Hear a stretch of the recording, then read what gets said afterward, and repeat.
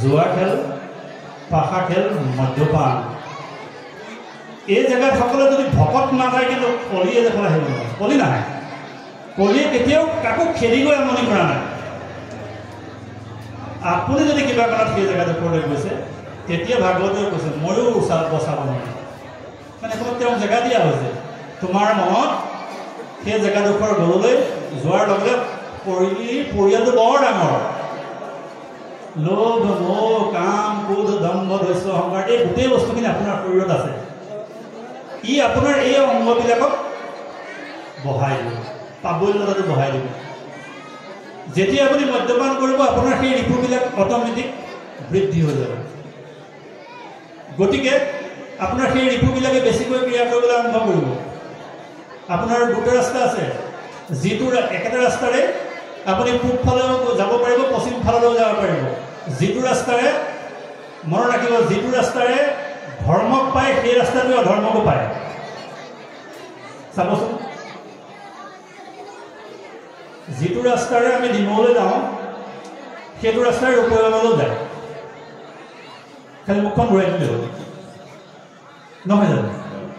মই এফালে গ'লে ডিমৌ পাম, মুখখন ঘূৰাই দিলে ৰাস্তা একেটা। কিন্তু আমি ঈশ্বৰৰ ফালে যদি নাযাওঁ, কলি থকা জেগাত নিজা নিজিকৈ যাওঁ, খালি মুখখন ঘূৰাই দিব। সেইকাৰণে কৈছে তুমি কলি থকা জেগাডোখৰলৈ নাযাবা, ঈশ্বৰৰ ফালে মুখখন ঘূৰাই থোৱা জানো। তেতিয়া তোমাৰ কি লাভ হ'ব? তোমাৰ শৰীৰত যিকেইটা আছে কাম, ক্ৰোধ, লোভ, মোহ, দম্ভ, ধৈৰ্য, অহংকাৰ এইবিলাক লাহে লাহে সুপ্ত হৈ থাকে, শেষ হৈ নাযায়। কেলে শেষ হৈ নাযায়? কাৰণ এই যে আমাৰ কাম, ক্ৰোধ, লোভ, মোহ, দম্ভ, ধৈৰ্য, অহংকাৰ বাকী 10 ইন্দ্ৰিয় যে আমাৰ শৰীৰত আছে, পঞ্চ জ্ঞানেন্দ্ৰিয়, পঞ্চ কৰ্মেন্দ্ৰিয়, এইবিলাকৰ উৎপত্তিস্থল ক'ত? এইবিলাকৰ উৎপত্তি হৈছে মায়া।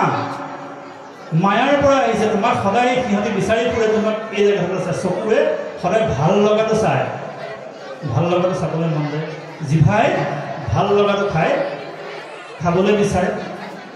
গতিকে আমাৰ স্বভাৱগত ধৰ্ম হৈছে কি জিভাই ভাল লগাটো খায়, মানে যিটো খালে মানে সোৱাদ পাব সেই বস্তুটো আপুনি খাব বিচাৰে, আৰু চকুৰে আপোনাৰ ভাল লগাটো চাব বিচাৰে। কাৰণ ইহঁতৰ উৎপত্তি স্থলবিলাক হৈছে মায়াৰ পৰা আহিছে। গতিকে সিহঁতি আপোনাক মায়াৰ ফালে নিয়ে থাকিব। এটা বস্তু কিন্তু শুদ্ধ হৈ আছে, সেইটো হৈছে চিত্ত। সেই চিত্তটো তুমি প্ৰভু ভগৱন্তৰ ফালে যদি লৈ যাব পাৰা, তেন্তেতো বাকী ৰিপুবিলাকে কাম কৰিব নোৱাৰে। বাকী ৰিপুবিলাকে কাম নকৰিবৰ কাৰণে আটাইতকৈ সহজ উপায়টো হৈছে কি? অৰ্জুন, এই দুৰ্জনৰ মনটোক কিন্তু জিনাটো ইমান সহজ বস্তু নহয় বুলি কৈছে। আপোনাৰ মনটো এনেকুৱা এটা বস্তু, এদিন নহয় নে আকৌ যাবলৈ মন যায়, আগৰ জেগাডোখৰলৈ ঘূৰিলৈ খাবলৈ মন যায়। আমাৰ জিভাত সেই সোৱাদটো এতিয়াও পৰি আছে। তেতিয়া অৰ্জুনক কৈছে কৃষ্ণই, তোমাৰ খুব মন যাব, কিন্তু মনটো তুমি কেনেকৈ কণ্ট্ৰল কৰিবা? লাঠিডাললৈ মনটোক কিন্তু কণ্ট্ৰল নকৰিবা, তুমি নোৱাৰিবা। মন বৰ দুৰ্জন। আমাৰ মনটোক শাসন কৰাৰ দুটা ৰাস্তা আছে, সকলোৱে পাৰিব। সেই কামটো কৰিলেই হ'ব। মনটোক দমন কৰিবৰ কাৰণে একমাত্ৰ ৰাস্তাটো হৈছে পোনপ্ৰথমে ক'ব বিচাৰিছোঁ, অভ্যাসৰ যোগেদি তোমাৰ মনটো দমন কৰিব পাৰিবা। অভ্যাস আৰু বৈৰাগ্যৰ যোগেদি অৰ্জুন তুমি মনটোক দমন কৰিব পাৰিবা বা বশীভূত কৰিব পাৰিবা। কেনেকৈ? প্ৰথমতে যেতিয়া মদ খাবলৈ এৰা মানুহজনৰ অৱস্থাটো কেনেকুৱা হয়? আজি যদি আপুনি মদ খাবলৈ এৰিছে, কেইদিনমানৰ পাছত আপোনাৰ মনটোৱে কিন্তু আকৌ ক'ব অকণমান খাই দিম নেকি, আজি কেইবাদিনো খোৱা নাই, অকণমান খাই দিম বুলি আপোনাৰ মনটোৱে কিন্তু সময়ত হ'ব। তাৰপিছত আপুনি মনটোক বুজাব, আজি দিনটো ৰৈ দিয়ে, আজি গধূলি যেন আপুনি পাৰ হৈ যাব, আজিৰ দিনটো যেনে জমি থাকিব চাচোন, কাইলৈ বাৰু খাম দিয়ক, কাইলৈ বাৰু অকণমান চাওঁ আকৌ এবাৰ বহি মনত কিবা এটা। এই মনটো তুমি লাহে লাহে একেদিনাই কিন্তু কঠোৰ হাতেৰে দমন কৰি নিদিবা, ই উঠাব, বান ছিগি গুচি যাব।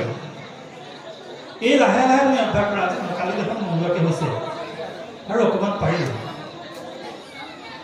যেতিয়াই আপুনি যিদিনাখনে ভাবিলে যে মই কাইলৈৰ পৰা মদ নাখাওঁ আৰু কাইলৈৰ পৰা মই চামচোন বাৰু নামঘৰত কি হয়, কোনে কি গাই থাকিম, মই বহিবলৈকে যাম অকণমান, আৰু যিদিনাই আপুনি মনত ভাবিবলৈ আৰম্ভ কৰিলে যে মই নামঘৰলৈ যাওঁ প্ৰভু ভগৱন্তই কৈছে মই সেইদিনাখনৰ পৰা সেইটো জীৱক কৃপা কৰিম সেইদিনাখনৰ পৰা মই সেই জীৱটোক কৃপা কৰি মই নামঘৰলৈ লৈ যাম কেনেকৈ লৈ আহিম তাৰ ব্যৱস্থা কিন্তু মই কৰি দিছোঁ মনত খালি ভাবিবলৈ কৈছোঁ মনত ভাবক যি হওক আৰু নামঘৰলৈ যোৱাৰ ব্যৱস্থা কৰা হ'লে ভাল আছিল এনেকৈ যিদিনাখন আপুনি ভাবিবলৈ আৰম্ভ কৰিব সেইদিনাখনে কিন্তু আপোনাৰ মনটো লাহে লাহে প্ৰভু ভগৱন্তই তেওঁৰ ফালে কিন্তু আগবঢ়াই দিব কাৰণ প্ৰভু ভগৱন্তৰ ওচৰত তেওঁ দায়বদ্ধ হৈ গ'ল যে জীৱই মোক ভাবিবৰ কাৰণে আৰম্ভ কৰিছে বিচাৰিছে গতিকে সেই জীৱটোক মোৰ ওচৰলৈ অনাৰ দায়িত্ব গতিকে মনটোক তুমি যদি দমন কৰিব খুজিছা তেন্তে দুটা কাম কৰিব লাগিব অভ্যাস আৰু